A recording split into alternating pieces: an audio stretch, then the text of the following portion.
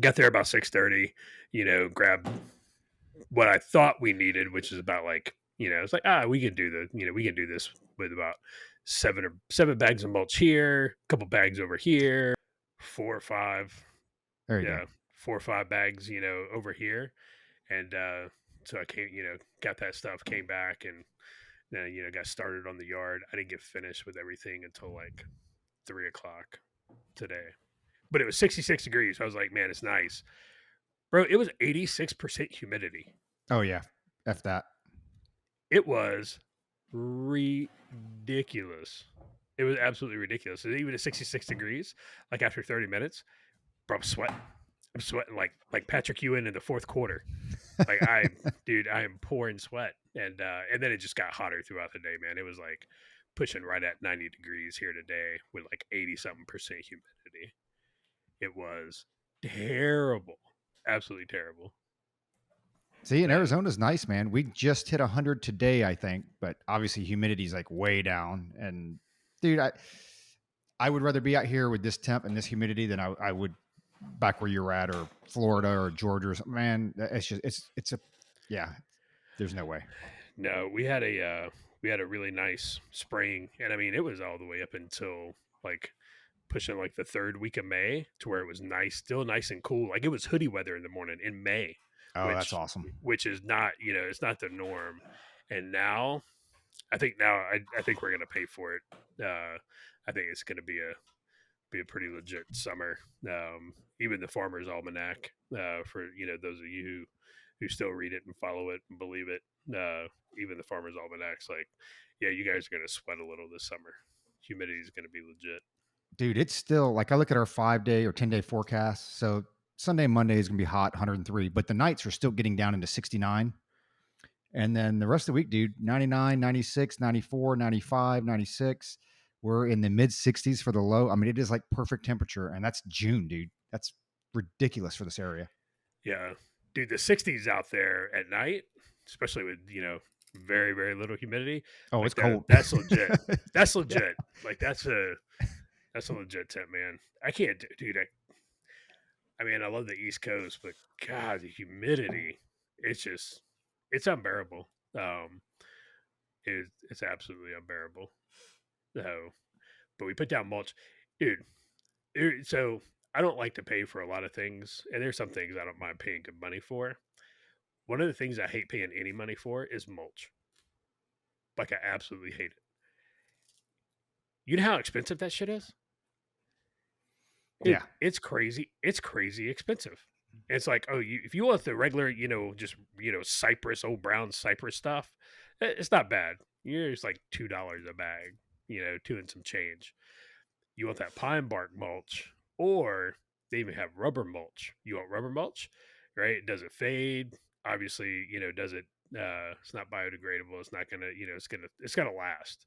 Uh, Dude, that stuff's pushing like $10 a bag, and I hate paying for like the mulch because it's like I'm gonna dump this in this flower bed, and a year from now I'm gonna have to pay more money to put more wood shavings in this flower bed when you're surrounded, by woods and trees, and you're just like, dude, if I only had like a chipper, I could make my own.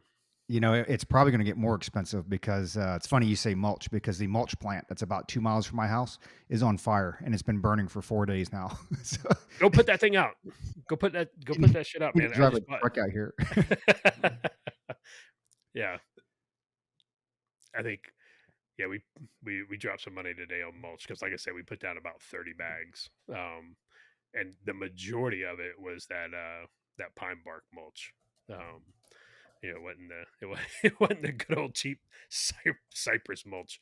Um, so, So but fortunately, we do rock out here instead of mulch because the mulch wouldn't last 10 days in the summer. So, the rock, it's expensive up front, but like, dude, it don't fade. You never, it's there, dude. I mean, yeah, it's permanent. And so it's like, hey, one time cost, spend it, drop it, and you're done. How much a bag yeah. did you pay? Let's see, for the pine bark mulch, I think it was a little over $4 a bag. Oh, four. Yeah, $4. Okay, so and were you exaggerating or you telling the truth about how many you laid down today? yeah. We laid down probably about Of the pine bark mulch, probably about 20, 25. And Of the cypress mulch we laid down, okay, probably I thought you said 30, 10, but 12. we'll say 25. So 25, $4 a bag. And you say you got to do it every year, but not that many. But you've got to do it every year. Yeah, generally every year. About that many every year? Yeah. Okay. And that's not all we mulch. I mean, we don't. There's some stuff in the backyard like we don't mulch around. Well, dude, you could Why, get. why I are mean, you even entertaining? Why are because you even entertaining Luke, Josh? no, listen. Why are you I'm even entertaining this? because I'm looking up wood chippers. That's why it would pay for itself in just a few years. Okay, I thought you were going somewhere else with it. No, it'd pay for itself within a few years. Wood chipper, a decent one. Like if you want to go, if you want to go high speed, it's about $2,600, but you can find a decent one for $1,200. Yeah, dude, man, I remember the old commercials. What were they for? Like the Troy Built, because Troy Built would have commercials for like rototillers and but wood chippers. Man, it was like make your own mulch, and I'm like, that's not a bad idea. Well, yeah, if you've Like got it's really wood, not, bro. There's nothing but woods behind my house. yeah, I guess so. Are you allowed to go cut those trees down? It's green space. I don't know. I mean, it kind of belongs to the neighborhood, but nobody goes. I don't know anybody that goes. It's going to tell me no. Yeah, whatever. Take your axe out there like Paul Bunyan and drag back a couple of decent sized pine trees. Nobody's going to bother you. Do it with your shirt off too. Once you get all jacked and tan, make sure you're up on your creatine when you do that. Yeah. No, I would try. Even like I said, I didn't work out yesterday. I missed it. Don't you hate it? But I made sure to take my creatine. Don't you hate it when you kind of get in a groove, get all nice and sore, and you're like, "Yep, I'm in a groove," and then you go to a restaurant and they got Monte Cristo on the menu, and you're like, "I deserve this." You earned that. Yeah, I probably shouldn't have had a Monte Cristo sandwich. You earned that. So you earned that. It's fine. It was so They're good. dumb, dude. They are stupid. I haven't had one in years because I just like I will hate myself afterwards, even more more than I hate myself already, man. But you see that thing fry with a little powdered sugar on top of it. Holy moly! It was worth it. Yeah. Oh yeah. It's worth it. And then 5 minutes later, you're like, God, why did I do that? Why did I do that? It didn't feel so bad. It just, you know what happened? I didn't feel gross or anything, but I did feel tired, man. Because we got up and moved a bunch of stuff this morning, like household moving stuff. And I just felt tired. So I just came back and took a nap. But otherwise, man, it was tasty. It was good. Yeah. my legs are so sore, damn, man. Oh, what did you have with it? Just French fries, bro. It's French fries and water. Yeah, fries on top of it. Well, it's good you had the water, right? Because those basically cancel the fries out. Diet Coke, you're good. The Big Mac combo with the Diet Coke. Yeah, Diet Coke. I mean, you know what though? I mean, if you're already having a Big Mac, right? There's no sense in putting a fully leaded Coke on top of it. I'm with you, dude. I'm with you. And the sugar and the the carbs. It's funny because I made it to the gym today for the first time. Like I never go to the gym on Saturdays, and next week's gonna be a busy week. So I'm like, I got to get today because I'm not gonna be able to get out there Monday, and I'll just take my rest on Sunday or whatever. But I've had to change my diet, man. I mean, you guys know I was pushing doing the vegan thing pretty hard for a while. Mainly during the weekdays, and then during the weekends I was eating meat. And of course, when you're traveling, it's impossible to do. So I'd obviously eat meat when I travel, and I come back and kind of get back on the wagon. Over the last couple months, I've started introducing meat back into my diet on a fairly regular basis. So like every other day, I try to eat some healthy chicken or pork or something like that, and cut out the meat. Dude, I'm gonna tell you the reason I had to do it was it's too many carbs. Like with the vegan thing, it was just too many carbs, and there's no way I could just you just become flabby. Like one, I couldn't cut any weight, and just overall and I guess there's probably studies on it, but like the quality of the protein, it's just different. Like I got in the gym today, and have probably been the strongest that I've been in a long time. And so I'm wondering, I'm guessing it's got to be the meat, dude. Like I feel strong when I'm in the gym, and I feel stronger. My weight's more manageable. And of course, because like with the vegan diet, it probably wasn't uncommon to be 300 carbs a day, if not more. Now a lot of that's fruits and vegetables and whatever, but like at least what I'm doing now, every other day, I mean, hell man, I can keep my carb count down below 100. I already see it in the leanness, just in like how my clothes fit or whatever. And then today was the first day where I actually noticed, I'm like, man, I actually feel stronger than I was, than I did when I was, primarily on the vegan diet. Yeah. I mean, have you ever seen a healthy vegan? Well, yeah. I mean, what's his face that beat Conor McGregor's a vegan? I mean, he's freaking jacked, All right. dude. So okay. So you have your one offs and your exceptions, but by and large, man, You they're all mean Bill gaunt Clinton and doesn't look yellow. healthy to you? God, dude, he I, looks like I've only seen Palpatine. I've only seen healthy ones on TV. That's no joke. Of course, I probably haven't seen that many vegans in real life, but you go into a Whole Foods or a Tom Thumb in not Tom Thumb, Trader Joe's in Santa Fe. Man, none of those people look healthy, and probably the majority of them are vegan. Yeah, and I think a lot of it, like when you look at and I forget I think it was Khabib who's the vegan or whatever. I mean, that dude's obviously got a chef that's cooking for him, so he's eating high quality stuff. Like when I cut meat out, dude, it's tough. I mean, it is tough to eat every day and get the protein that you need, get the calories that you need, feel full, that type of stuff. It's challenging, and it's definitely a lot easier, introducing meat in. So I think now, from here on out, I'm probably going to try to do meat like every other day, and then just like, I don't know, maybe like a Tuesday, Thursday, just go clean on the vegan side. So we'll see. We'll see how that plays out. Man, it's meat every day. Meat every day, baby. But I told you guys, I dropped like 12 pounds in 30, 40 days. That was crazy. That was And that's crazy, all man. like work and stress reduce or stress induce, right? Yeah, it had to be stress and just caloric deficit. That's all there was to it. I wasn't trying. I don't like to lose that kind of weight at all. So I just hate it, man. I was probably a little dehydrated the day I weighed, but not significantly. Maybe 1.5, 2 pounds. And so yeah, that's another reason I don't feel as bad about the Monte Cristo today. I just you start getting a little space in your shirt sleeve there, and it's just like, okay, something's going on. I'm getting skinny fat. That's no good. And my wife just gets mad. She's like, I wish I had that problem. I'm like, well, everybody's different, man. Everybody's different. With me, if I'm not in good shape, I will drop a little weight. But when Josh and I went through our contest back in the day, that was I had gotten to the point where I was beyond skinny fat, and there was just too much belly fat, just nonsense going on. But yeah, it's to the point where that appendix carry, man, that's no problem anymore. Yep. That's the best. That's the best test right there. It's like, can I appendix carry, and is my gut pressing the muzzle back into my groin? If that's the case, you're like, ooh, all right, we gotta change something up here.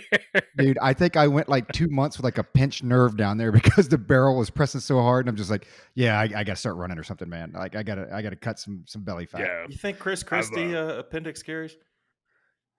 dude, that guy hasn't seen his junk in 30 years. There's like that. No, that dude can't even And I hip used to carry. like him. He's annoying as all get out now. Like I used to like him, but I think I'm over the like, man, every politician that comes out now, they just want to be like the tough guy. I'm the tough Jersey guy. I'm like, dude, shut up. No, Chris Christie definitely does not appendix carry. I've slacked, man. I've like you said, when you're traveling and moving around, and believe me, my schedule the last probably 3 weeks, 4 weeks has I have not hit the gym every day, and I need to buckle back down. But like our summer schedule is about to get nuts, so it's going to be hard. But I've got to. So yeah, I know I haven't seen my little, Josh completed his workout on my Apple Watch because, I know. I actually have dude. I actually have a doctor's appointment coming up, to get checked out, man. Because I've talked to you guys before too, man. Dude, my energy levels are like zero. Like I wake up in the morning and I'm tired, and y'all know me, man. I sleep for like 8 hours a night. Like I go to bed at 8 o'clock, 8:30. Like I'm in bed. I'll get up at 4:30 in the morning, wake up, and in 30 minutes, I'm like, why am I exhausted?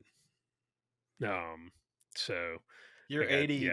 82-year-old Mayberry doctor is not going to give you what you need. You need to go talk to Dr. Feelgood. I'm telling you, that 82-year-old doctor is going to tell you to take your multivitamin and get plenty of sleep. That's what he's going to Yeah, tell you. yeah. Well, I'm gonna talk to I'm gonna talk to Doctor McGraw here next week and see what's up. I just gotta wait. It's got to get my blood test done. I'll get that done on Monday so they can run the traps on it and see what's up. What are they testing for? Is it full panel? Yeah, it's a panel. They do everything. So. Yeah. Your blood's going to come out and you're like, well, you've got bacon grease for blood. So that's part of the problem. They're like, so you have bacon grease and bourbon for blood. They're like, so we found part of the problem. No, man. And I have actually I really haven't had anything to drink in a while. But it's just, man, I wake up in the mornings and an hour after I wake up, I'm like, I am exhausted. Like I'm tired. Like I ran a marathon while I was sleeping or something. Is the weight still coming off? A little bit, yeah. Okay. Yeah. Interesting. It's not coming off like it's not coming off like it was a couple, like 2 months ago though. But it's still, it's still coming off as long as I'm eating right. If I start eating bullshit, and it goes right back on. Well, now that our listeners know all of our health issues and all of our, we just say that's just the tip of the iceberg. That's just tip of the iceberg. Next year, when my daughter graduates PA school, I'll get you some good stuff cheap. Hell yeah! I'm just gonna have her just start writing scripts. Dude, I completely forgot about that. Dude, she can write C3 some scripts. Dig it. There you go. PAs can write scripts? Yeah, man. I didn't know that. Yeah. Yep. It's the only reason why I wanted her to go. I got a whole list. I got a whole list. Bro, we're about to have a new contest. It's not going to be Luke and I be like, hey, let's see how much weight we can lose. It's going to be like, who can get the biggest arms? How jacked can we get? You know what? I'm going to have her cut us some scripts, and we'll put like the C3 logo on there. It'll be awesome. It's so funny though, because we talk about it now, and she listens to the show more often now because she's commuting back and forth. She's got her clinicals, so she's got like an hour a day or whatever. So she's been listening to our show. But I always tell them like, hey, that's like the only reason I sent you to PA school is because, I mean, you know the deal. Like when you need a Z-Pack or something, like, look, I know what I've got. I've got strep throat. Give me an antibiotic. Let me, it's like, I don't want to go make an appointment with the doc. That's going to be 14 days later. Go there, sit down. Dad, it's like, just give me what I need. Like if I've got a broken bone or something, I get it. She's like, Dad, I'm not doing that. I'm like, bullshit. Yes, you are. She's like, no. I'm like, yeah. Dude, that was the best thing about having in-house docs, at my last organization before I retired. Because you're right. You walk over there and you're like, hey, man, here's what I got. Here's what I need. And, I mean, unless you're walking over there asking, can I get some fentanyl? You couldn't get that, obviously. But, yeah, dude, anything within reason, they're like, here. There's no appointment. No, like, here. Just take it and, go on about your day. That was the best. We're going to be freaks, dude. We're just going to straight roid out. She's not going to give you a Z-Pack. She's sure as hell not going to give you Anabar, Decadurabolin, Trenbolone. Hey, man. All I know is this. For the first couple months, she'll be staying here at the house. I'm sure she'll have a script pad laying around the house. Just take that shit. Bro, all you got to do is forge your signature. It's fun. It's fun. Local Walgreens down here. I'm sure Walgreens carries that stuff, right? Yeah. I don't know. I mean, did they carry it or they have to order it? They would probably have to order it, right? Yeah, they'd probably that kind of stuff. They'd have to order it for sure. But that doesn't take long. What's a couple of days? Yeah. I mean, the stuff's out there. I mean, legally out there. You listen to that guy, Derek from More Plates, More Dates. I mean, people are getting this stuff legitimately. Like the stuff that's out there, it's crazy. Our neighbor, the one that I was telling you about, so they go to this gym over here and they've got a nutritionist and they've got like a vitamin lady or whatever. And before she takes stuff, she normally like, hey, take a look at this stuff. And I try to track most of it if I can. Dude, it was straight SARMs. I'm just like looking at it, I'm like, dude, this is like, one, it's illegal, but I'm like, this is straight SARMs. Like, this is going to jack you up. And what's crazy is, I mean, it's even worse than back in the Jack 3D days and whatever. Like, they found out later that Rip Fuel was like methamphetamines. Like, but this stuff here will like legit freaking kill you with like long-term effects, man. Well, the I mean, it's nuts. problem with SARMs is it's a it's a precursor basically, and your body's got to your liver has to convert that into the real deal, into that real muscle juice, and it's Right. just real toxic, man. There no, but that's those old school Dianabol type steroids that would, I mean, it'll just wreck your liver. But otherwise, yeah, shit works. Shit works.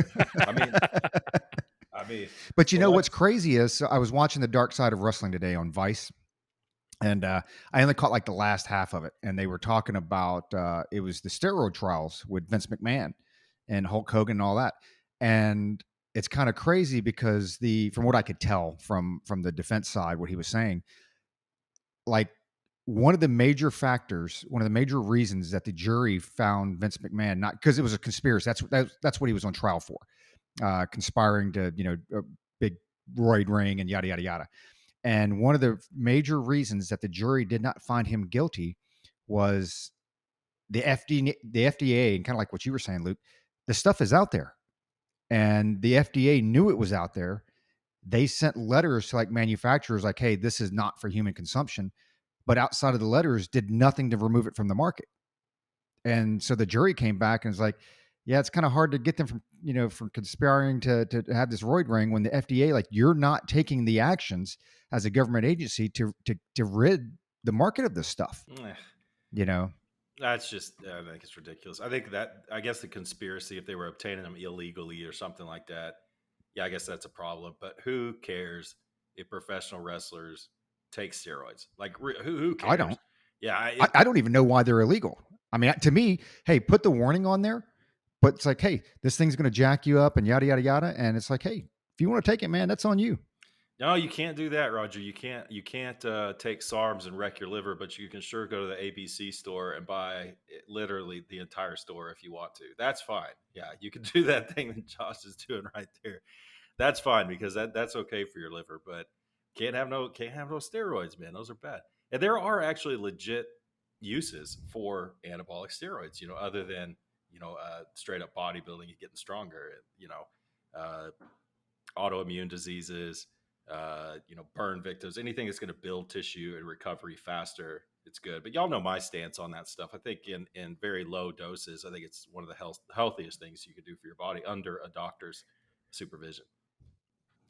So dude, I don't know what I did with my elbow. On the outside of it, right above, the bone.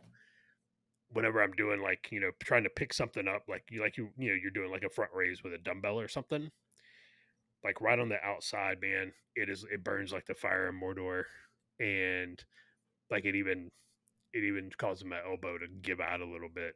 And it's been like that for like a month. And when it first happened, I don't know what I was doing, but I just kind of noticed it about a month ago, and I was like, eh, whatever. Like, I'll just take a day, it'll be fine. But it's still not fine. And now, it's one of those things, like, everybody knows, you're just like, okay, oh, I got hurt, or I'm hurt, versus injured, right? You know the difference. You know the difference between, okay, that's just that'll work itself out, or like, I probably need to go see somebody. And this is one of those, like, yeah, I got to go get this looked at now, because it's been a month. It's like when I hurt my shoulder when I was in Iraq working out, and dude, I didn't even re-rack my plate. I didn't even re-rack my weights or anything. Dude, I dropped everything and went straight to the medic. I was like, "Yep, that's an injury." I was like, "That's an injury. That's not gonna buff itself out." So, So what happens when you get old, man? I've just spent the last 2 days because I've had some feet problems the last couple of years, or a foot problem the last couple of years now, and it's I just thank God that Josh, you reminded me of that whole expert voice or whatever, because I think yeah, I've just spent or bought probably the most expensive pair of running shoes. You guys ever wear like Brooks running shoes? So no, I just finally bought a pair, and I went and did the little foot thing or whatever, and hopped on there. Unfortunately, I found it. It was like I think it's like 40% off, but been having foot problems, man. So now it's like, hey, you know what? Let me go buy these things. Hopefully they help, and if not, so, then I'm just gonna go back to my $40 famous footwear shoes or whatever. But we'll see. bro, Yeah, man, you guys that's are why I went old. to Hoka's. You guys are That's why I old. went to Hoka's. Hey man, I just need to make it one more year because once my daughter can write scripts, pain free, baby, pain free. baby, baby, it's codeine for I everybody. just need the cream, right? What was Barry Bonds using the cream or whatever? Yeah, man. You just need a little bit of that cream. It's I forget what he was called. What he was basically his essential oils. Just rub that cream in. It'll make it. It'll even make your skull grow. Oh, it's flaxseed oil. That's what it was. Oh yeah, He yeah, was like, yeah. "Oh, this is my flat." It was just flaxseed oil. It's like, I don't think so, man. I don't think so, homie. Pittsburgh Pirates was a long time ago, but you were even like, he's not even the same person. He's Not not, even the but you same know what? person. I know we've gone back and forth on this, but it's like I just have a problem with if you're going to ban him from the Hall of Fame. Okay, like I got it. Clearly, you look at the dude, you're like, okay, nobody can. His head size grew like 4 times what it was, so everybody knows. But it's like, well, why even test then? Why even test for steroids at all? I mean, the guy never had a negative or never had a positive test. Like, why even test for it then? You're going to ban him from the Hall of Fame because he looks like he's on roids. Clearly, I got it. You have negative tests about however long his career was. It's like, so why even test? Like, why even joke about, why even mess around with it? Yeah, that's a good. Y'all have talked about that before, where it's like the dude never tested positive. Never. Now, did he admit it? Did he admit that he did it? I don't think he did. Okay, I don't think he ever. then I don't think he ever admitted to it. to me that doesn't make. Well, I don't know the whole I think he did backstory admit behind to Barry like Bonds. like taking some of the cream or something like that, and then Okay, they're kind of like, well, oh, well, the cream was, and then whatever. I don't know the body of evidence stacked against him either. Because Yeah. they may never, there may be no evidence that you killed somebody at all, but there's 20 eyewitnesses that say, yeah, I saw him put these needles right in. Well, there was on him. I believe it was. I believe it was Jose Canseco. Ugh, Uh, piece of shit. Jose Canseco came out. Yeah, and I mean, to check the source on that Well, one. remember the But book, Jose, right? Didn't he put out a book, and everybody yeah, thought he was like, Canseco put out a book, yeah. man, and like he burned everybody down, and that was where I think who was it? Rafael Palmeiro and McGuire and a couple others got wrapped up in that. I'm But not here to Canseco talk about and his yesterday. girlfriend, I'm here to talk about the exactly. future. Canseco and Barry Bonds' girlfriend or somebody both did sworn statements. Yeah, I saw him get injected with steroids. So Roger was saying that he watched the for that Vice, the Dark Side of Wrestling or whatever. Well, I've watched a couple of good 30 for 30s recently, and the first one was the 2-part one on Lance Armstrong. I felt not everything. Okay, well, yeah, I guess everything is about me in my world. I'm such a it's only about me.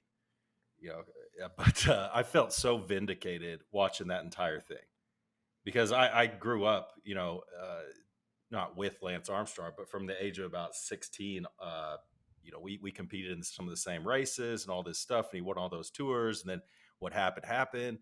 And all along, all the stuff I was saying came true straight up in that documentary. And we've talked about Lance Armstrong before. I feel very strong. And this came in, through in the documentary that over half the field when he was racing, all of them were doping. So if you take all the dope out of the races, he still would have won. I believe that. He was a phenomenal athlete, crazy good, but he's also a tremendous. I'm going to say it. He's a tremendous asshole. The guy's a jerk. He's so arrogant. It's like he could. Oh, it's just almost a psychopath. He's so arrogant. He could have handled that thing totally differently. You remember Roger B saying that. If he would have come out and come clean right from the beginning and said, yep, I was doping, but you know what? Everyone else was too. And here's what I'm going to do. I'm going to become an ambassador for anti-doping in the sport. I know I made a mistake, fall on his sword, mea culpa, and his reputation would have been fine. He wouldn't have gotten sued by the federal government. He wouldn't have gotten sued by all these people. He would have maintained, he could be the governor of Texas right now. Seriously. But no, So why did he even come out? I mean, why did he even come out and say anything? Oh, he just got backed into a corner, man. His lies those lies can't hold up. What do they say? For every lie you tell, you gotta come up with 100 more. Well, basically, it was just it came to a point. You remember the Oprah one was the first one where he actually came kind of clean in the Oprah interview. but he was getting sued by the United States Postal Service. He was getting sued by the federal government. And it's like, just go watch the documentary. It kind of comes clear. But the more interesting one, it's not more interesting, but it is very interesting, is the American Gladiators one that's on 30 for 30. I was like, I like the American Gladiators back in the day. Let me see what this is all about. And I started watching it. It just got better and better and better. Did you guys watch that back in the day? Yeah. Watch Oh, that? heck Yeah. yeah. Where they shoot tennis balls Yeah, at yeah. each other. So one of Yeah. the things, an age-old question I always had watching American Gladiators. You got these jack dudes. You got these jack dudes and these Amazon women who are still pretty, with the tight outfits on. And as a little kid, a little prepubescent or pubescent kid, you're like, I bet those gladiators are sleeping with each other, And sure enough, man, the documentary answers that question. It's like, all right. Well, it's like the Olympics, right? When they talk about like Yeah. Olympic Village, you're just like, dude, it's just like this mass hedonism. Yeah, it's straight hedonism. Yeah. But y'all go watch that American Gladiators. It's actually really interesting. It's kind of sad, but it was good. Those 30 for 30s are no joke, man. That and those wrestling documentaries on A&E. Dude, WWE is. I've been watching the WWE Treasures. Dude, they've got some, the Rivals, the Treasures. They're putting out some really, really good stuff. The only thing that, and I guess it just is what it is, but I wish that stuff would have come out earlier. I mean, there are a lot of things now that I go back and look on YouTube because I wasn't a big fan of this person or that person or whatever. And when you hear a lot of the backstory and you hear some of the thought process behind like why the character is what it is and why they do this. I mean, one, I was too young to even get any of that right. It's like, hey, there's just this jack dude doing suplexes and I like the music. So that was pretty cool. But when you hear a lot of the backstory, I'm like, man, I would have been really, really into this character had I known all that. They just do a very poor job. And I think AEW is trying to get to the point where they're telling more of a story. But it's like, man, you've got 3 hours on Monday and 2 hours on a Friday. And none of the characters today have any depth to it. So it's like, what am I watching? Well, like the Jerry Lawler one. Were you a Jerry Lawler fan, Josh? No, I wasn't at the time. Well, but you knew who he was, Josh, back in the day, right? Yeah, of course. So you guys remember the whole thing where he slapped the hell out of Andy Kaufman on Letterman's show? Well, watching his documentary was just Jerry Lawler's. I didn't know. I knew Jerry the King as the announcer, not the wrestler, right? Right. And, going back and watching that, I was like, they were genius back then. Because that whole thing with Andy Kaufman showing up in a neck brace and everything, that whole thing, it's like, I thought all these years that Jerry Lawler did not like Andy Kaufman and was trying to teach him a lesson and do all this. That wasn't the case. It was kind of the case, but not really. They staged that whole thing and all of America thought it was true. And it was totally like professional wrestling and Andy Kaufman, who had his own style of humor. Some people call him a genius, whatever. He was good at what he did. But man, they got one over on, I don't know what the population, 270 million people thought that was real, including David Letterman. Just genius, man. Just genius. Are you guys trying to tell me wrestling's not real? Hey, it's entertainment. Wait, it's sports entertainment. Whatever, dude. Whatever. My favorite personally was Roddy Piper busting the coconut over Superfly Jimmy Snuka's head on Piper's Pit. Dude, that's the best. That is the best. But now they got bought out by the company that owns UFC now owns WWE. So they got bought out. Company owns both of them. So it's going to be interesting because now they're talking about legalized betting for WWE matches. You know what that's going to mean for the writers? That's going to mean that those Ooh. scripts are going to have to, the scripts that they go through with, those are going to have to be like under lock and key, guarded, everything. Because how do you bet on that? It's like, that's like betting on a soap opera. Like literally, I mean, think about it. It's like, okay, Vegas, and there may be betting on soap operas. Will, Linda hook up with, Ron or Chad next week? That means the script is highly secret, right? And you can't control what the wrestlers do inside the ring. I mean, you can't. Yeah, that's true. That happens very, very often where they get in there like, yeah, this is not going to happen. So it's like, wow, is that wrestler indebted to somebody? They're going to have a lot of control over what happens as well. Dude, that's crazy. It's gonna be like the movie Snatch, man. Be like, make sure your man go. When Bricktop's like, make sure your man goes down in the fourth. And old boy doesn't go down in the fourth. Brad Pitt knocks him out like 30 seconds in the first round, like the old Mike Tyson pay-per-views.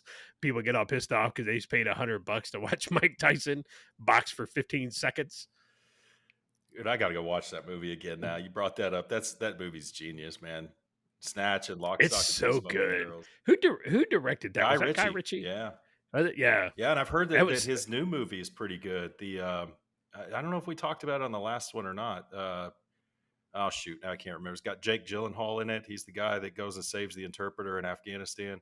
Can't believe I blanked on the name. I know who you're talking about. Yeah, I heard it's really good. It's on Amazon. Wife and I may watch that Okay. tonight, maybe. But dang, I can't remember the name of it. And the audience is out there screaming, "It's this moron!" Yeah. You guys I don't know gotta what watch it's like. I gotta watch the Jelly Roll documentary. pretty good, man. That came out on Hulu. I haven't watched it yet. Yeah, we watched that. We watched that a couple nights ago. It's pretty good. He's an interesting cat, but I honestly thought, Josh, that his interview on Rogan was actually a little bit better than the documentary on him. It goes more into stuff. Yeah. I only saw on the Rogan one. I only saw like a 10-minute clip on YouTube. I need to head over to Spotify and watch the whole thing. So let's let the audience in on. I think I texted you guys this, and I was listening to Joe Rogan and Oliver Stone, right? I was a kick it to Roger, but so there's very few times I'm listening to Joe Rogan and I'm like, yeah, Joe and his guest are completely full of it. And the one with Oliver Stone, I caught like very early on. I'm like, okay, you guys are full of crap. Basically, Oliver Stone was pushing his nuclear power. He did a nuclear power documentary. And apparently it's pretty good. And on that, I agree that nuclear power, we should be leaning heavily into that. But then they start talking about this other stuff. I'm like, Joe, you're talking out of your ass. You don't know what you're talking about right here. And then there's that phenomenon that we've talked about on this podcast many times where you'll be reading a story that's right up your alley. Like if there's a story in the newspaper about, Josh, a unit that you used to work for, and they talk about this unit and you're like, okay, they're full of crap on this. I know that's not true. I'm the expert. I know that this is absolutely false. But then the very next week, you'll read the same paper and there'll be a story on something you don't know about.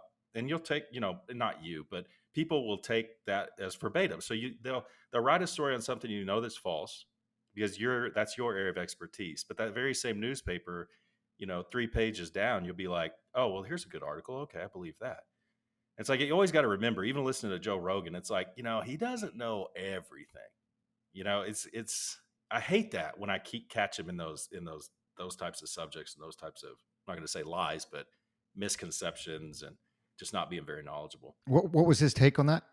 What was his take with the whole nuclear energy and everything? Okay, their take on nuclear energy. Well, first of all, Oliver Stone, I think, was misled. And this was on Oliver Stone's side, not so much Joe Rogan's with the nuclear power. But basically, Oliver Stone said he went over. I've done a lot of my own research on what went on in Chernobyl, type of reactor, exactly what happened, how many casualties there were on the day, and in the weeks afterwards and the years afterwards. I still look into that stuff.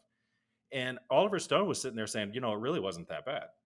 It really wasn't that bad of a disaster. And the the movie Chernobyl is really overblown. And I'm like, yeah, the movie Chernobyl really isn't overblown at all. That's kind of exact. Now, was it dramatized? Sure it was. But that's exactly what went down. And Oliver Stone was like, I've talked to those scientists who ran that same reactor over in Ukraine, and they told me exactly what happened. I was like, you moron. You think they're still not a Soviet at heart? I mean, no, they're gonna absolve themselves in as many ways as possible. It's like, so, but the thing with Joe Rogan was the whole climate change thing, because they got into climate change. They got off onto some other subjects, and Joe was just like saying stuff. It's like, dude, where are you getting this? It's like you're out of your depth, way out of your depth. So it was more with Joe Rogan, less on the nuclear side and more on just kind of the environmental side and so on and so forth. But sprinkled in there were some really good points, like the human carbon footprint and all that stuff. And Joe does take kind of a decent stance on that stuff, a tolerable stance. But a few of those things are just like, dude, you don't know what you're talking about. Yeah, there's that book, Unsettled. I just had to look it up by Steve Koonin. Great book to read. They talk about, I think he's the one, he starts talking about nuclear reactors in there. And he's like, hey, you got to remember, like he goes, when you look at where the science is today, and he goes, when you look at any nuclear reactor out there, like the newest one was built like in the 70s Yeah, or something like that. So he's like, yeah, yeah, I mean, with what we know today, we know a lot more than we did back in the 70s, which, when they opened it in the 70s or built it back in the 70s was probably based on, technology from the 50s or the 60s, right? Like we literally had just created the atom bomb. So it's like, yeah, that stuff's dated. And now in 2023, it's like, hey, now's the time to start using this stuff because we know a lot more about it.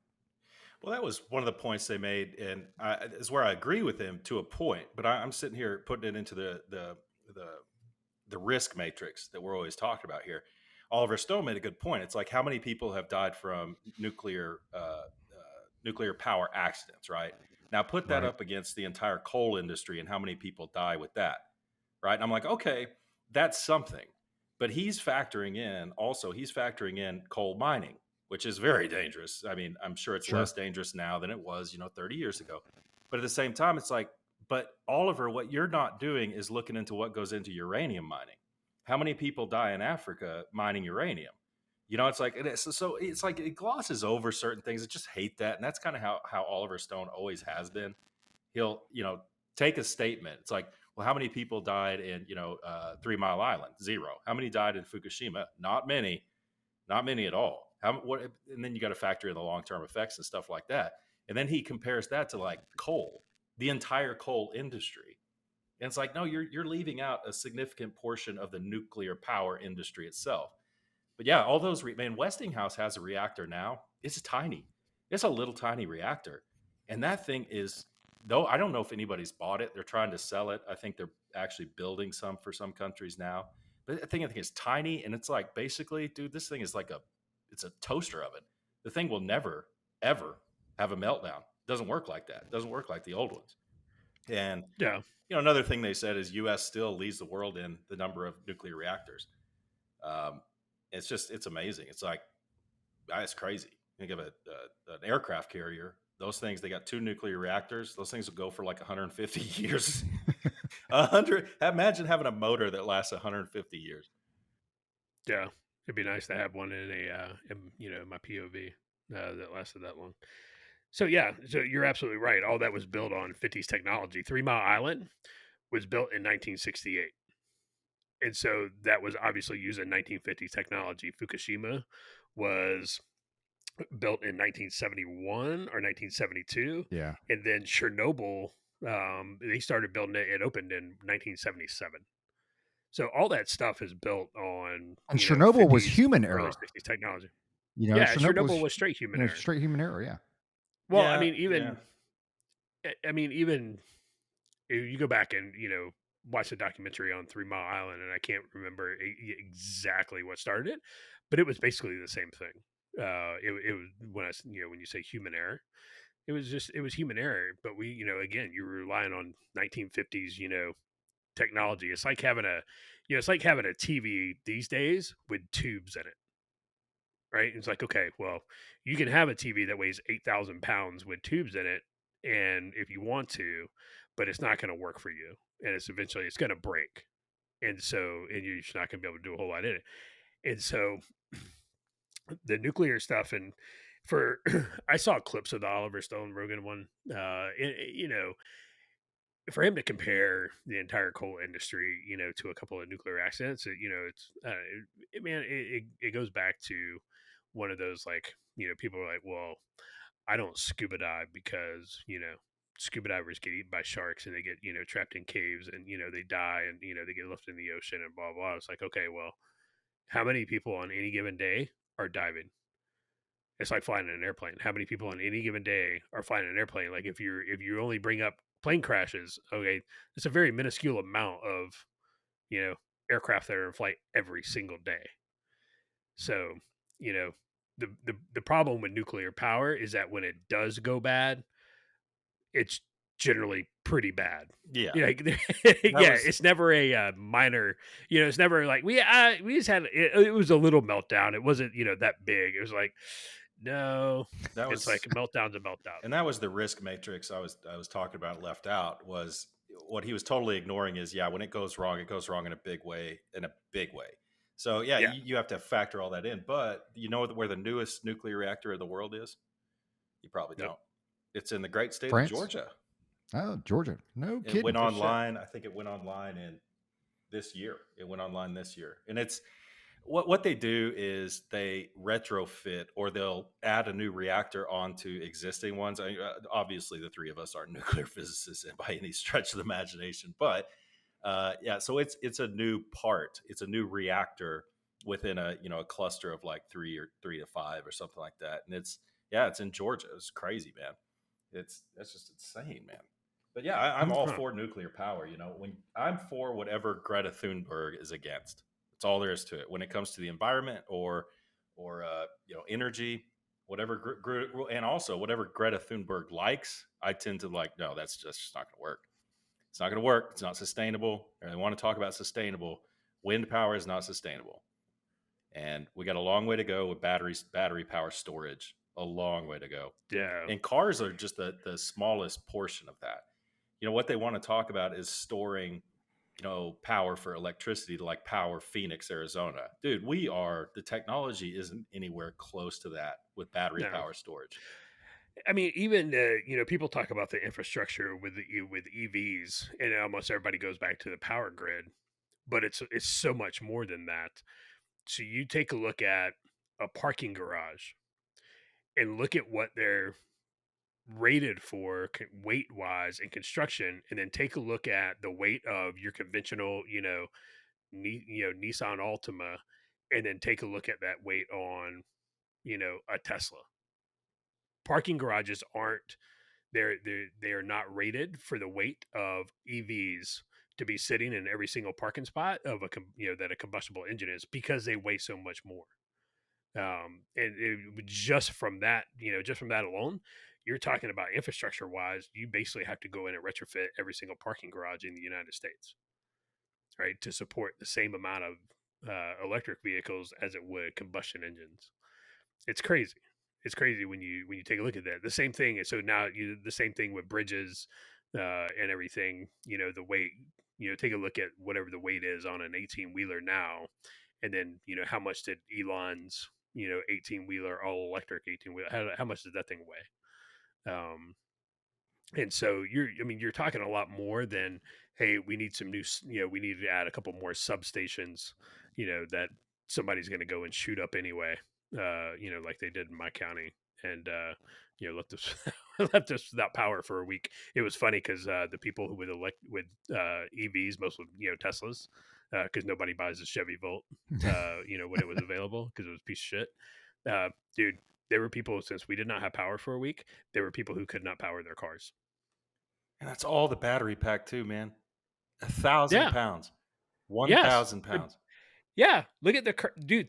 Think about their curb weight on a Tesla compared to a curb weight on your Nissan Altima.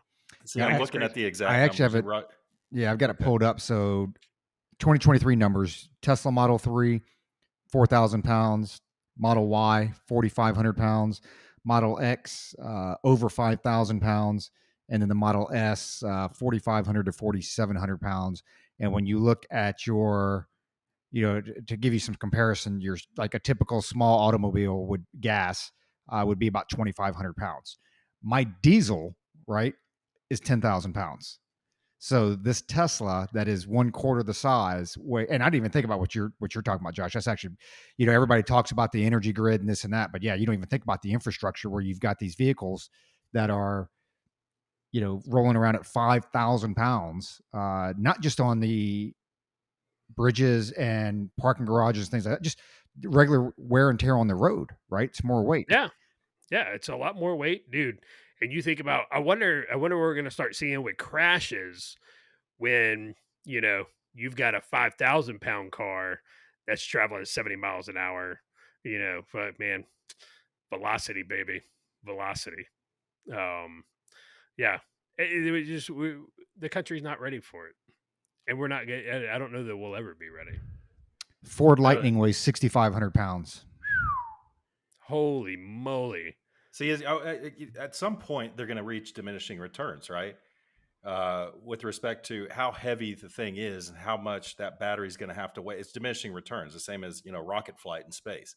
It's like it gets so big to a point where it doesn't make any sense to make them bigger. So it's like the battery technology is what's got to come along. It's got to Right. come along. We're not anywhere close to that. And Josh, as far as will the country ever be ready for it? It, no, it won't until it's widely accepted that it'll slowly be ready for it. It'll be a slow transition if it ever happens. But as long as there's fossil fuels out here, man, it's just you can't artificially inject demand at the level of the world's number one economy. It's just not going to work. Somebody's going to figure out a way around it. If everybody's going EV, right? Not everybody can afford that. Somebody's going to figure out some way. They're going to get the right lobbyists in place and everything to go back to gas powered cars, to fossil fuel powered cars, and Yeah. put out the cheaper car for the ones that everybody wants. And it's just, so if it ever is ready, it's not going to be a point where, okay, now we're ready for it, now we've got the infrastructure for it. It's just going to be slow. It's going to be slow. But that battery technology's got to come along. It's got to. Yeah. 6,000 pounds, good Lord. And yeah, Dude, that's so insane. the Cybertruck, not the 18-wheeler that Tesla rolled out, but just that crazy looking Halo 3 Cybertruck looking thing. That thing weighs almost 6,500 pounds. Just almost as talking about the Ford Lightning. That's, I mean, that's pretty crazy. And that's a good point. Luke, trying to create artificial demand. People aren't going to have it. You take a look at Germany. Germany, when they thought that there was going to be a bad winter, and that Putin was going to turn off the gas, they restarted their nuclear reactors, much to the chagrin of Greta Thunberg. Well, they just shut their nuclear reactors down. Now that the winter's kind of over, and over there, and it it wasn't as harsh as they thought it was going to be, but they shut their nuclear reactors down, and now they said, well, we're just going to burn fossil fuels until we can come online with everything being electric. And you just look at it, why, like, if fossil fuels are like, keep your nuclear reactors running, dude, France and Spain, they're like, no, we ain't shutting our stuff down. You're crazy. Nuclear is good, man. Like, it's it's good until it's not. Then we'll fall off that bridge when we get there. It's amazing how many times throughout history the Germans have outsmarted themselves.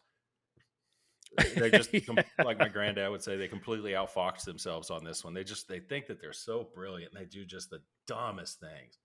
Oh, so glad I don't live in Europe anymore. Oof. Well, and some of this stuff, and the answer is, you have to take a holistic approach. The answer is, hey, wind when it's available, solar when it's available, nuclear, obviously you throw in the mix with natural gas, and you throw it in there with, I mean, that's how you do it. You don't put all your eggs in one basket. It's like, I'm a fan, big believer, especially when you're out west, you got a lot of desert, you got a lot of places to where, hey, when you look at that risk of a meltdown or whatever, you could use that to power large cities like Las Vegas, Phoenix, things like that. And it's like, hey, man, if you use everything there, you do reduce your carbon footprint. But it's like, hey, man, it's one extreme or the other. It's like, and even the Republicans are like this, like, hey, it's either all fossil fuel or the Democrats are no all EV, which, by the way, is powered by fossil fuel and stuff anyway. So, to me, it's just like a no brainer. I don't understand why they don't get the, hey, man, use a little bit of everything, right? All right. So I'm sure that we will continue to tackle the climate and nuclear power and renewables and the petrochemicals and all that. But because I do believe that we should do like a whole episode, because I think that the three of us have a lot of thoughts that we haven't actually shared here, because we never dive deep enough into it, the whole climate change issue and all that stuff. But we have talked about it on certain segments. So maybe that's one of the things we need to do. We always say that. Maybe we need to do an episode on this, but one of these days we will. We're only at 120 right now. But speaking of which, let me do this. It's I don't know. I guess we're about halfway through or so. I'm going to give a shout out now to a couple of guys that I didn't really realize, but they called on the last episode and said, "Man, we really enjoyed certain aspects of that episode." What they really liked is the fact that Josh and I jumped right into it at the very beginning and made it spicy from the start. I thought that was pretty cool. Maybe we should try that again. But they like the aspect of each of us talking about some of our local stuff. One dude actually called me, and I was like, dude, I just put it on social media. But he called me up as usual. They always call you or text you, and he's like, man, he told me a story about what's going on in his town. And he's like, it's like, man, it's the same thing. And then another dude, so the first guy was Diego. And the second guy, I didn't realize he was still listening, is Jason. So shout out to those guys. They said they really enjoyed it, and they shared a little bit about what was going on in their local politics. So I thought that was kind of cool. So we'll keep on hitting on the local stuff. But for now, I want to ask Roger, because he's got his shirt on, clean up on aisle 46. So Roger, Josh and I were talking while you were trying to get your technology issues, your IT issues sorted out. So Josh, I know you say, and we know that if Trump is the nominee, then we're looking at another 4 years of a Democratic presidency, which I don't disagree with. But Roger, let me ask you this. So Josh and I were talking about DeSantis voters versus Trump voters, and how, man, the Trump people are ride or die. On Twitter, at least, Trump is ride or die. These people are in it no matter what. They bring up the Fauci stuff. They're like, nah, man, they just deflect right on to something else or someone else. They almost they want to ignore that stuff, cognitive dissonance and all that stuff. So I guess my question to you is, if DeSantis gets the nomination, how likely is a Trump supporter going to be to vote for DeSantis, and vice versa? If Trump is the nominee, how likely is, as a DeSantis supporter, going to vote for Trump? Because I'll tell you how I feel right now, is that right now, and there's a long way to go, so I may change my mind on this, but right now I'm a DeSantis supporter, okay? And if Trump gets the nomination, I will hold my nose and vote for him. We can get it more into that, but I don't see a ride or die Trump person doing the same thing. Your thoughts on the matter? First, let me note to Josh that I did not bring up politics. That was Luke this time. So anyway, I think most of your normal Trump voters will vote DeSantis or whoever the Republican nominee is. Your ride or dies, and this is kind of what we texted. It's like everybody, and I agree. It's like, hey, how does Trump win independent voters? How does he win women voters? And again, there's a long way to go. But the other question is, how does DeSantis win Trump voters? And I think a lot of that is going to be however these primaries work themselves out. Let's say DeSantis is the nominee. Trump needs to go out there and back him. I mean, that's the reality of it. He needs to come out there and he needs to back him and say, hey, look, here's the bottom line. Yes, I wanted to be the nominee. I think I'm the best person to run this country, yada, yada, yada. The fact is DeSantis was chosen. And guess what? He's a hell of a lot better than Biden. Okay, that's a fact. And Trump needs to come out and do that. And DeSantis or whoever, right? I mean, it's just like the whole pack they said before. I mean, that's the problem with the Republicans, is they just can't get all around their candidate and circle the wagons.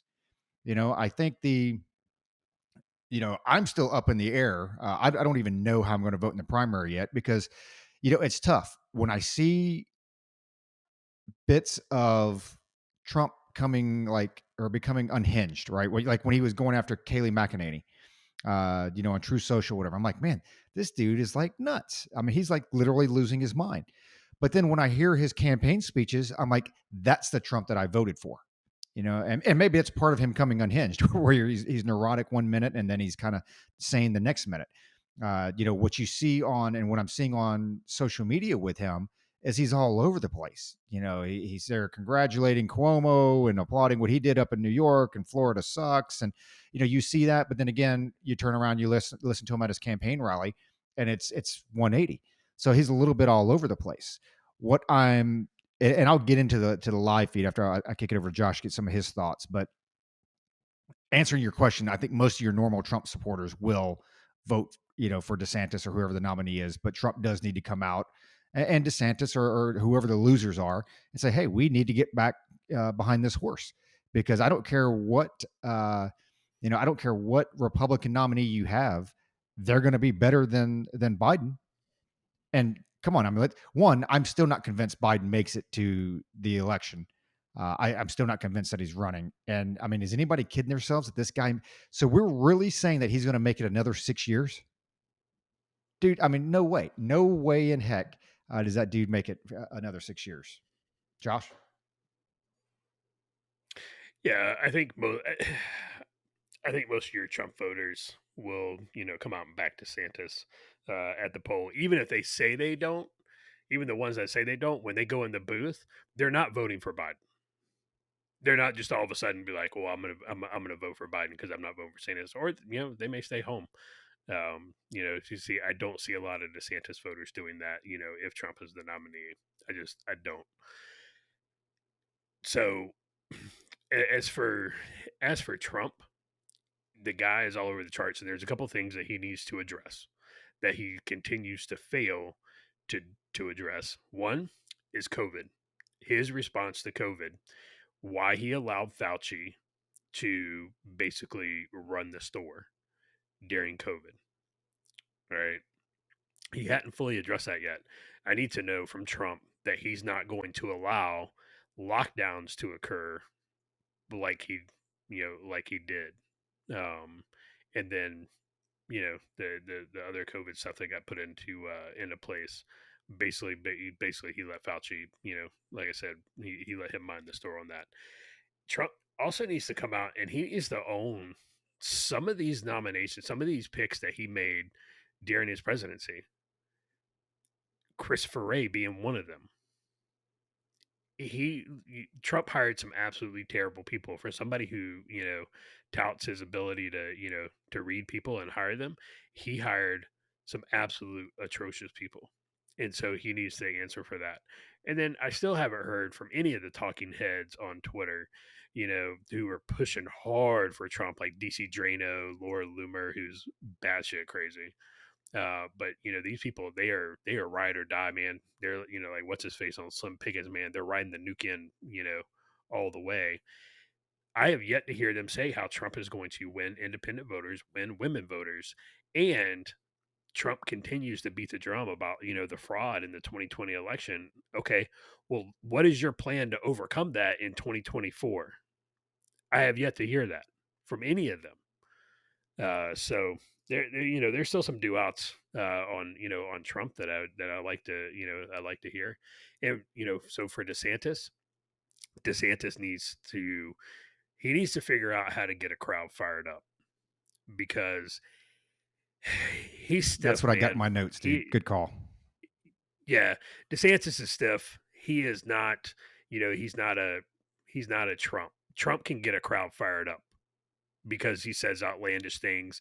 I think DeSantis is a lot more reserved.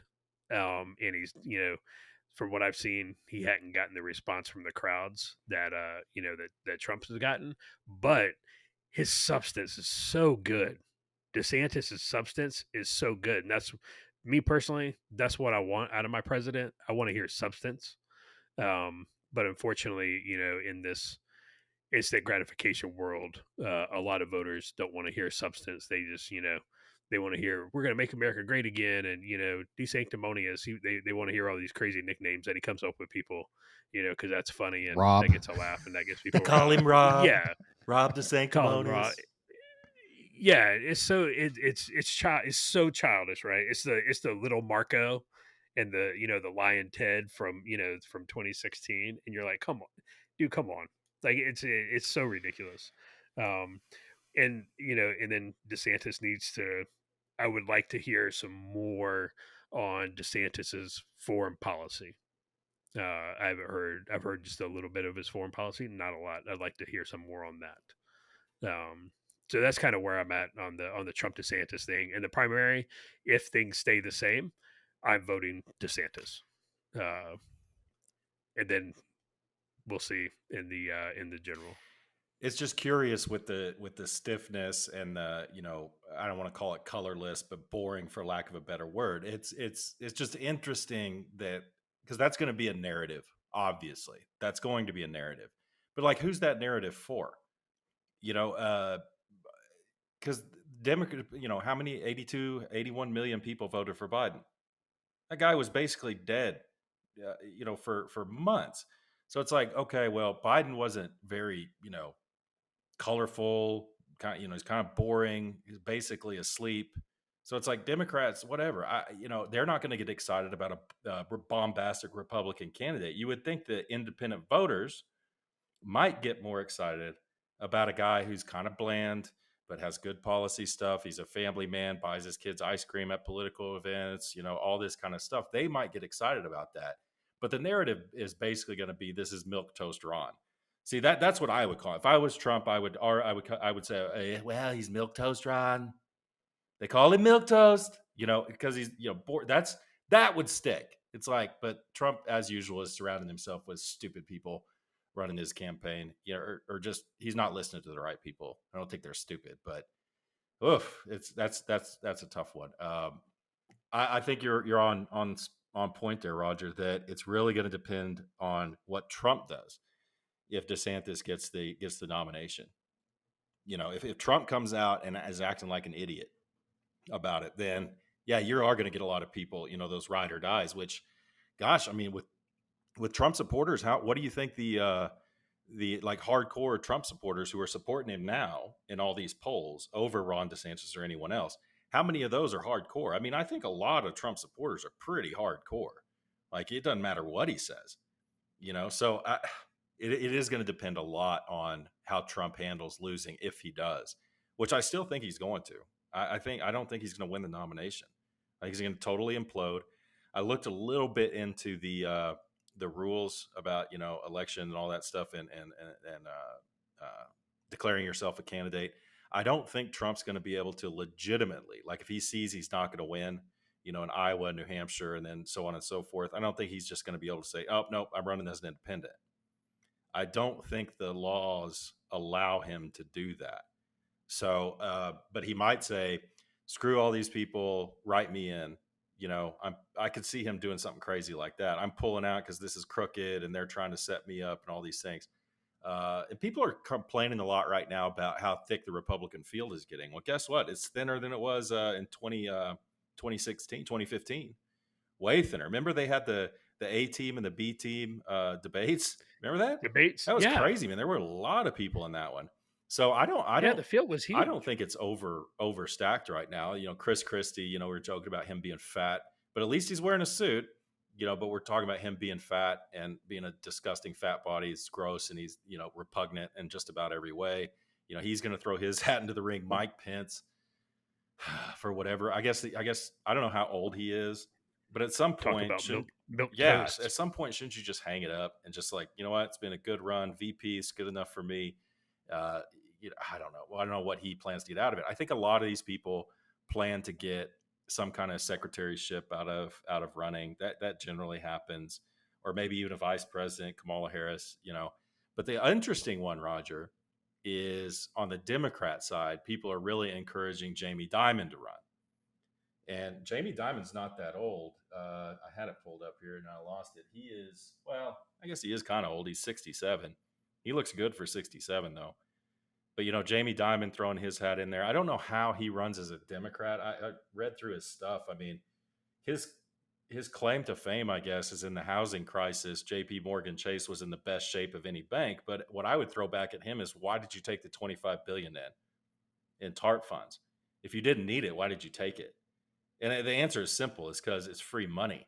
Why would we not take it? I have to take care of my investors, but I just don't see somebody like Jamie Dimon, who kind of presided over, the mortgage fraud and all that stuff. His defense, I was reading about him. His defense was, well, all the lawmakers let us do it. It's like, yeah, that's kind of not a defense, bro. I mean, that is a very capitalist thing to say, and I applaud you for it. But, come on. So what do you think? I like Jamie Dimon. So Roger, you are still not convinced that Joe Biden, you're not 100% convinced that Joe Biden's going to make it, nor that he's going to run. So what does that look like if he doesn't, right? If it comes out, is the doctor going to say, is the doctor going to finally go to Jill and say, look, you're literally going to kill your husband if this happens? Or he takes some cognitive test leaks and shows that, he's got the cognition of a 12-year-old or something. Does he remove himself, or does something leak? And then what does that look like from that point, because it's going to happen soon, because then you're going to have Newsom throwing his hat in, Kamala, Jamie Dimon maybe. So how do you see that going if Joe Biden is not the nominee? So I'm leaning more and more towards Newsom. I think he gets medically tapped, right? He gets medically tapped by his team or whatever. I think it happens towards, I mean, they're going to be strategic about it. It's not going to be a last second thing. But the Democrats, it's too early to not say, hey, I'm not running for president right now. So they're going to let it play out. And I don't know, Josh. I mean, it's probably like, I guess at least a year out, right? You probably need at least a year of solid campaigning. So maybe by late fall, early winter, November, December timeframe that happens. I mean, I think it's going to be Newsom, but I think you have to at least give him a year to campaign. But I there's no doubt in my mind. And hey, stranger things have happened, but I just don't see him actually making it to the election. And part of me says, hey, the Democrats are just kind of waiting. They're just kind of like, hey, let's see how some stuff shakes out. Maybe there's somebody we can get behind. But as you brought up Gavin Newsom, I think that's probably their most logical choice. And the dude can win. I mean, that's the reality of it. It's like Josh said, it's no longer become about substance. I mean, the guy's charismatic, decent looking dude. He's up there with his, slick suit and slick back hair and this and that. And, he can win. With DeSantis, I was looking forward to him actually throwing his name in the hat to run for president. And I thought he was going to get a bigger pop than what he did. But I went back and watched the Twitter rollout. Dude, it was horrible. That thing was atrocious. And he ought to go punch Elon in the nuts, because the first 20 minutes of that thing, he had tech issues. The listeners to his, first of all, I wouldn't have done it on Twitter, because you need to see him. You need to rile up that base, and you need the visual, right? You need the video. When the live feed first went off, it was 600,000 listeners, right? They eventually had to close it down, do another live feed, and he capped out at 300,000 listeners. Do you know why it froze up? Because they discussed probably just it. Bandwidth. Well, because one of the reasons it happened, I'll just throw this in there and then throw it back to you. Number one, they made a mistake by linking it to Elon Musk's account. Okay, so they said that, like, when they actually came online, they were like, this was a bad idea. We should have linked it to someone else's account. The other guy that was in there, I can't remember his name. They said link it to his account because he has far fewer followers, right? So I think the 300,000 is a little misleading, because I was actually listening when it finally went live, after they sorted out their tech issues. I was listening through another account that was tied to that. So, I might have been the only one that was doing that, but I noticed there were close to 150,000 listening through that account. So I think that it wasn't just streaming through that one. You could link to that and stream it through your own. So like C3, if we were verified, we could have linked to that, and people could have come to us, and we could have just played it and made our own little comments as it was going on.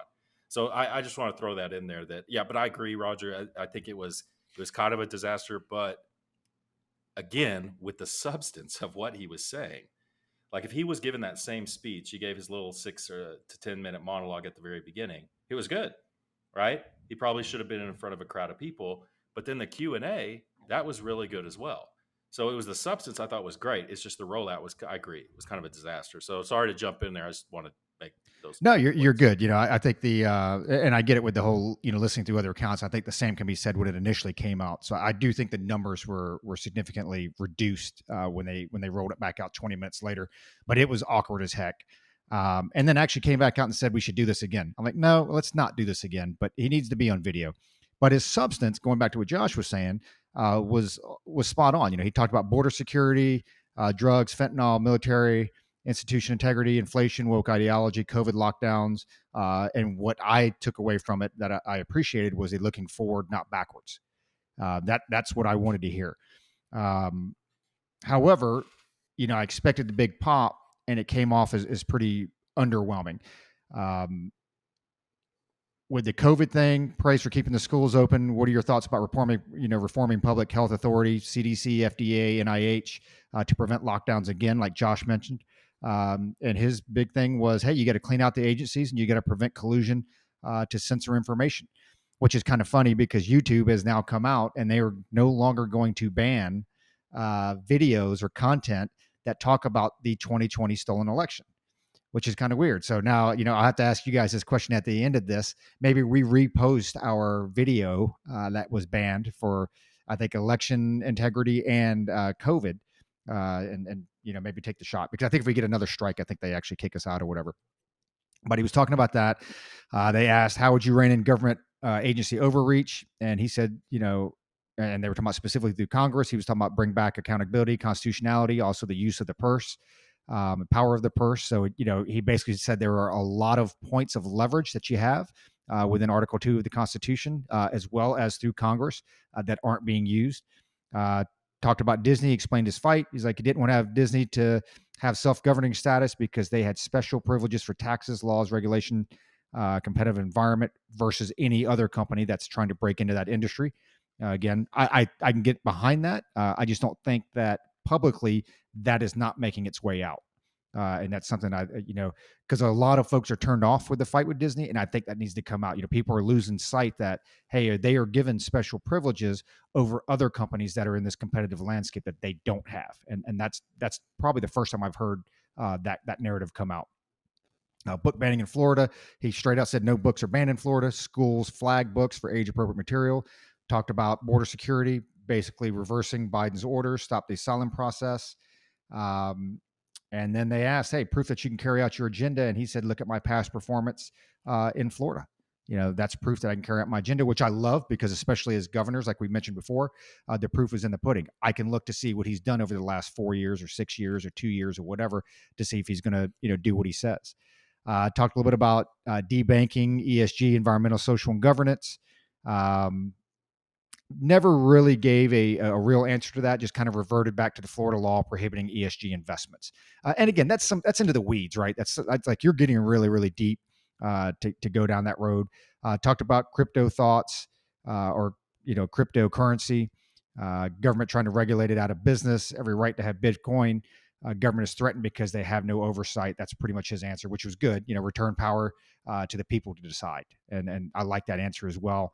Talked about central bank digital currency. Florida passed a law not to recognize CBDC, which was a good thing. So all in all, the substance was there. What scares me with DeSantis, and I think there's more that needs to come out, like Josh mentioned, some of his foreign policy, some of his economic policy needs to come out and be a little bit more specific.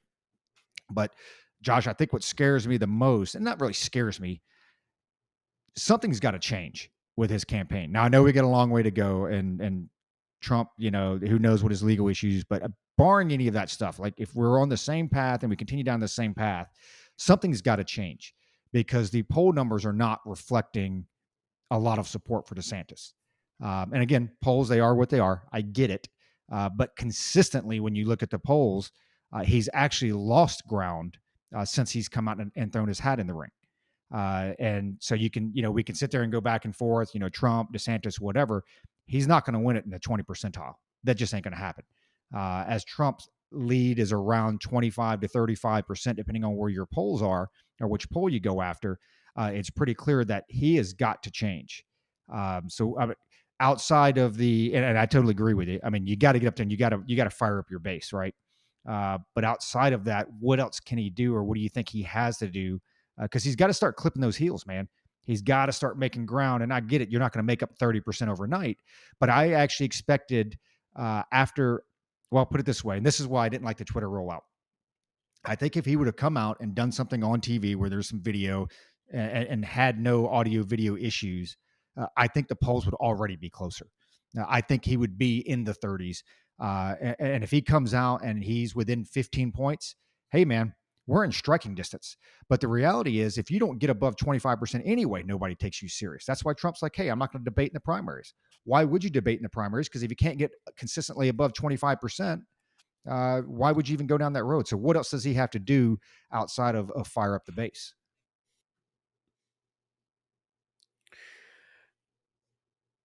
So I don't put a lot of stock in any of the polls, honestly. I generally never have. In 2016, should have told everybody everything they need to know about polls. Um, Now, Black Helicopter in me also says that Don't say black helicopter. it, Don't say black helicopter. Our listener Michael doesn't don't like say it when we Black say Heli. that. Oh, sorry, Michael. Um, if I'm if I want DeSantis out of the race, and let's say I'm a I own a media company, or I have a lot of money to influence certain folks, and I want DeSantis out of the race, then I'll make those polls say whatever I need them to say, right? To do what's up? The only reason I bring up Say the polls, normally I don't give a crap about them. It is important in the primary process because if he doesn't get over a certain threshold, the GOP will keep him out of the debates or not even have a debate if he doesn't, get above whatever number. I get what you're saying, but normally I wouldn't put a lot of stock in it. But in the primary, the polls are important because if they don't get above a certain number, they won't make it to the stage. yeah, and so yeah, and I'll touch on the debates here in a second. Um, and so, but if I don't want somebody in a race, then I'll skew those polls how I want those polls to be skewed, right? And then so when people know, well, I can't vote for that guy because he's only at 20%. So when I go in the booth on the primary, I'm just going to go ahead and throw my vote, to Trump. Um, go ahead and say it, man. What? Who do you think wants Trump to run more than anybody else? Democrats. Exactly. Right. Yeah. 100%. Yeah, they won't because they know he'll lose. Um, they know he'll lose to whoever their candidate's going to be. As far as the debates go, the RNC and the DNC, uh, those rules have to change. Oh, you got to be above this certain threshold, to debate, or candidates have the option, be like, oh, I'm not going to debate at all. No, if you are a candidate and you are running for president of the United States, you must debate. You don't have a choice. We'll have like they did in 2016. We'll have an A team and a B team debate, but your ass is going to be on a stage and you're going to answer questions. Then that goes for whoever the incumbent president is as well, because you're rerunning for president. So guess what? Your ass is going to debate. There is no. Well, I'm not going to debate somebody because they're not up in the polls, or I'm just not going to. You don't have a choice. That has to change because the American people need to hear you. That's my thing on the debates. I don't know that, I mean, that's the world according to me, but and that's not going to change. Ronnie McDaniel's not going to wake up tomorrow morning and be like, oh shit, Josh is right. C3's right, man. We got to change these rules. And who backed Ronnie McDaniel for oh, that's right, Trump. Um, so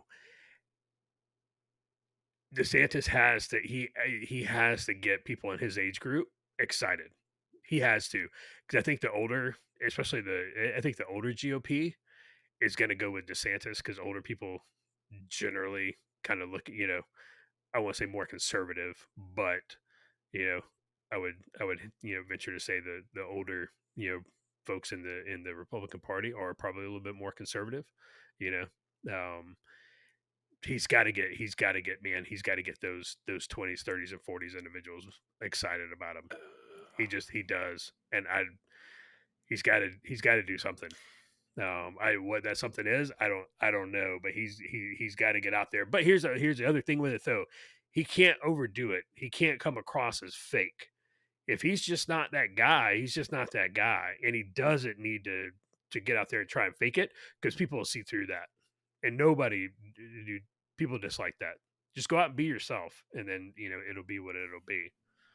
So The age group 20 to 29 is, unless they're young Republicans listening to Ben Shapiro, which there are quite a few. It's just kind of crazy to me, but it doesn't even touch the demographic itself, 20 to 29. I don't think there's anything he can do to appeal to. I don't think, I'll go so far as to say, is I don't think there's anything as such as an independent voter 20 to 29. They may not have a party affiliation. I'm sure they don't. 20 to 29. If you're talking about 100% of that population, but those people aren't going to vote Republican, more than 5%, I would say. So it's like I do think that the Twitter rollout was his campaign, the DeSantis campaign, saying, okay, what can we do to like try at least to get in touch with like the digital type generation, your millennials and your Gen Zers, because that Twitter rollout, brother, that wasn't for my parents. My parents don't have a Twitter account. You know what I'm saying? He knows he's going to get their vote. So it's like he's trying to reach out, but at the same time, how much energy do you want to waste on Gen Zers? Man, I don't think any Republican should waste a lot of energy on that. I really don't, and that's a sign of the times. And Roger might disagree with me on that, but one thing that with DeSantis that we really got to watch is the money aspect. I'm just on the initial figures. I'm looking from 2020 to present. Trump has built a $250 million campaign war chest. DeSantis is already up to 80 million through his main super PAC. I mean, that's a lot. 80 million in a short amount of time is quite a bit. I think it says here 8.2 million within the first 24 hours. It's like I've gotten to a point where I can put my money where my mouth is, not in a huge way, not the maximum contribution of $6,600. But at the same time, I said in 2020, leading up to the 2020 election, I think I donated more than everything I donated up to that point, which still wasn't a lot, but it was something. And this time, I'm real close to probably within the next couple of weeks to start, donating to that campaign and buying some merch, buying a little merch, a little DeSantis merch. So what is it, Josh? What you got? No, I was gonna say, dude. So I mean, real quick, they do need to take a look at those Gen Z voters, because about 27 people between the ages of 18 and 29 voted in these last midterms. And And that's and where did they vote? that's a good chunk. Like what? Where No, did they which vote? way did they vote? Do they? Which way did they vote?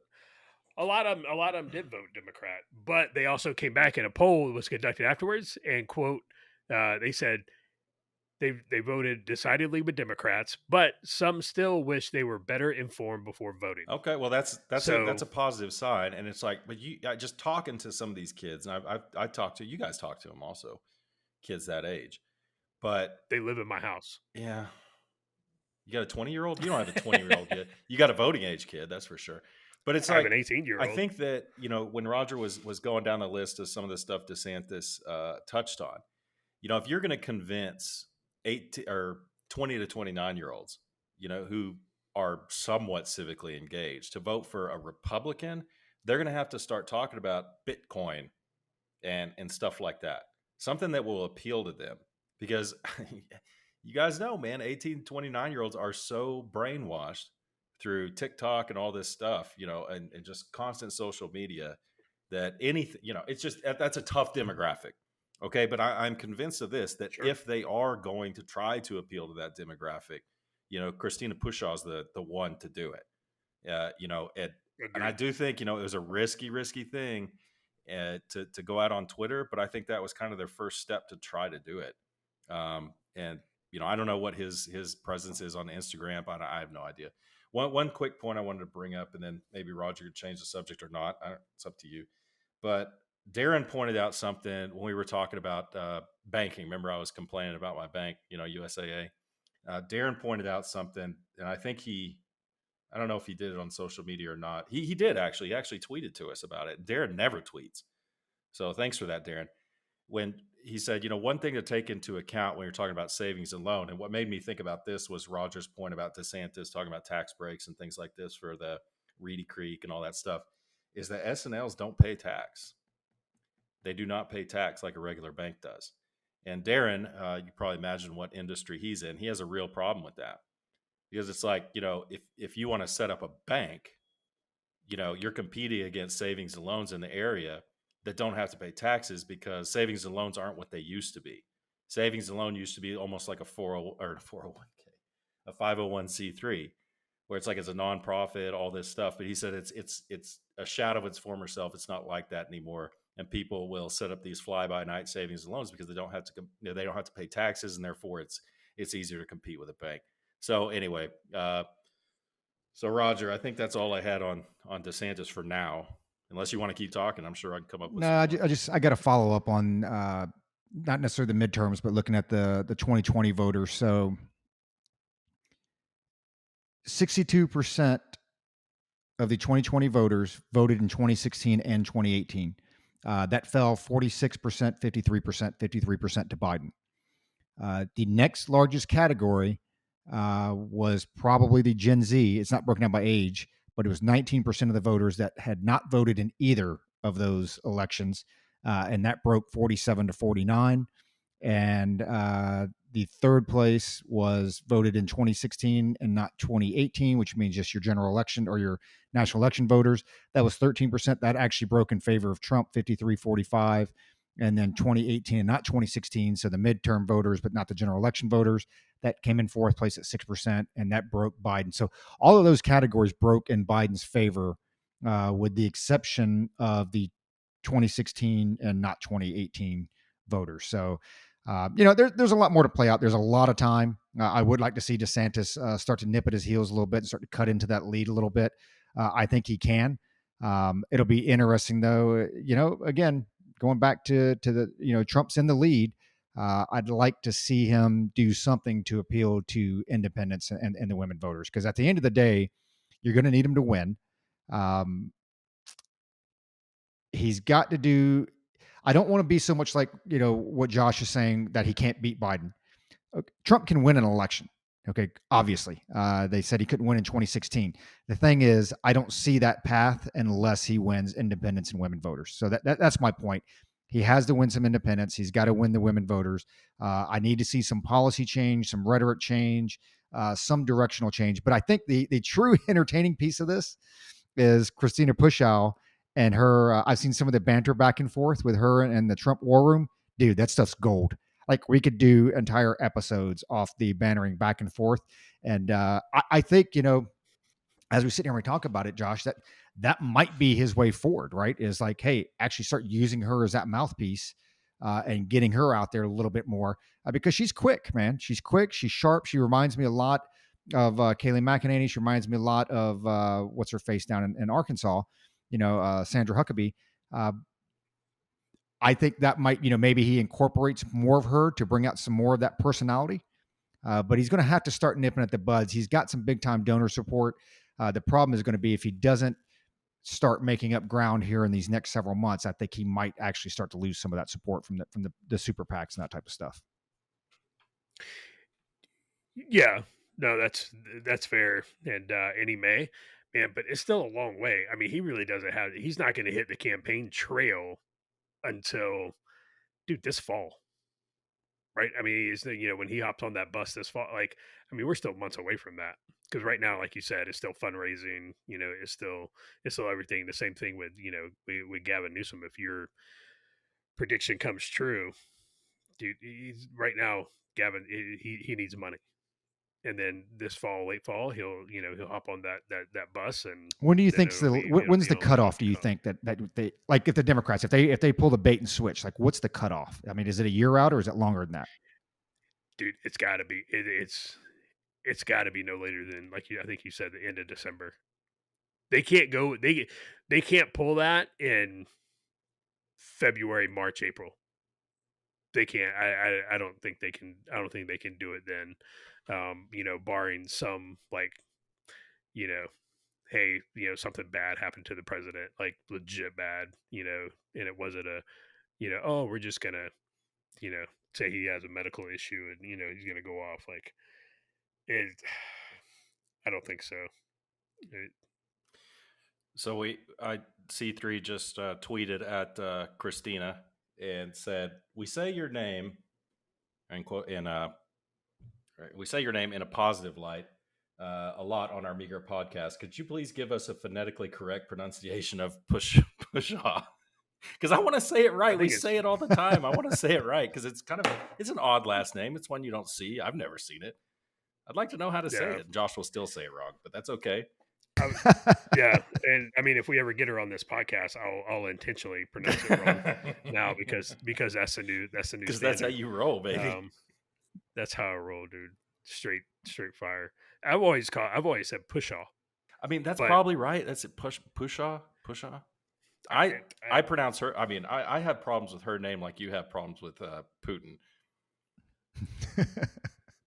That's with her Why do you name. say his name wrong? Dang. But yeah, Yo, dude, but her yes, Roger's right, man. Her Twitter account, even if you don't follow us, man, go follow her No, screw that. Follow because us and follow her. she. Well, yeah, do both, but some people just aren't going to follow us just out of principle. Um, but dude, she absolutely just. I mean, she got it. She has a flamethrower at the ready, and she is not afraid to use it, man. And she trounces these accounts with facts. And dude, they'll tweet something that Trump War Room will tweet something, and then dude, she will just flat out, oh yeah, my favorite one so far is the Trump War Room talked about how DeSantis voted to confirm Christopher Wray. And it was like, okay, so first off, DeSantis was in the House of Representatives, and according to the Constitution, they don't vote on presidential nominees. That belongs to the Senate. And dude, she was quick with that, man. She absolutely destroyed. And that tweet is still up. The Trump war left that tweet up, which is absolutely insane. what It was, yeah, it's going. what kills me is the big Trump commercial on Fox is I had this itch in my throat. I had to mute the cough there. The big Trump campaign commercial on Fox is Ron to sales tax. Remember that? Yeah. God, we did a whole at least segment in this podcast about a national sales tax and whether we think that would be good or not. And man, that Trump campaign is already jumping on Ron DeSantis floating a 23% national sales tax, and that's what I hate about the election season is how uninformed the voters are. It's like, no, it's a national sales tax to replace the current tax situation, which yeah, I mean, I'm kind of all for it as long as it replaces the income tax. I'd have to think more about it, but Ron to sales tax. It's like, come on. I mean, but that It is resonates. I pretty. guess It is pretty catchy. I mean, I actually chuckled when I saw it. I was like, yeah, it is pretty Yeah. catchy. Even though, again, I have the same problem you do. My problem with all these ads that come out is that they're just inaccurate.